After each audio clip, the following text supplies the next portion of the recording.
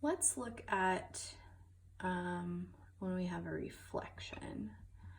So if you recall, back to the other video, if hopefully you're watching these in order, if you had that negative, so let's just look at our square root function again. If you had negative square root of x, that's going to be reflected over your x-axis. I had to remember, had to think about that. So that would be, instead of looking something like this, it would look something like this. So that's your square root function. That's not what we're graphing, but just as a reminder. So what about if we had an exponential growth? So let's say f of x, we would normally maybe have f of x equals 2x, or 2 to the x.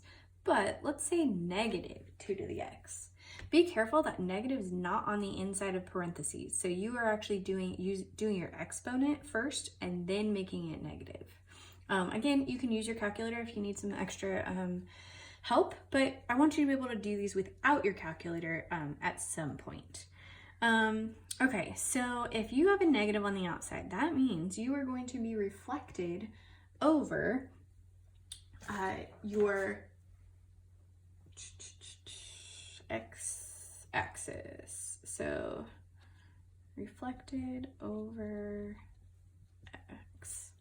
Okay, so let's graph our original f of x. Let's do f of x equals 2 to the x. Let's do that first, not the negative. So we always go through 0, 1, and then if you were to put 1 in for x, you get 2 to the first power, which is just 2. And then 2 to the second power is 4, and so forth. And then negative 1, you get 1/2. Honestly, you'd probably be okay doing just like 3 points. Kind of up to you. Okay, so here is your original function. Now let's look at if we were to do, I know this is a little bit hard to read, I'm sorry. If we were to do negative 2 to the x.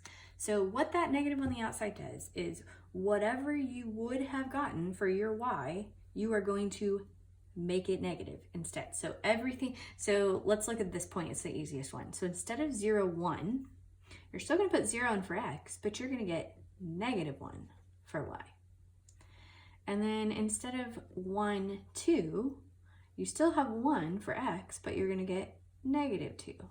So each of these points is really just going to be reflected the same distance away from your x-axis, but just the other direction. So you'd have 2, 4, so instead of that, you'd have 2, negative 4, and then you'd have negative 1, and then negative 1/2.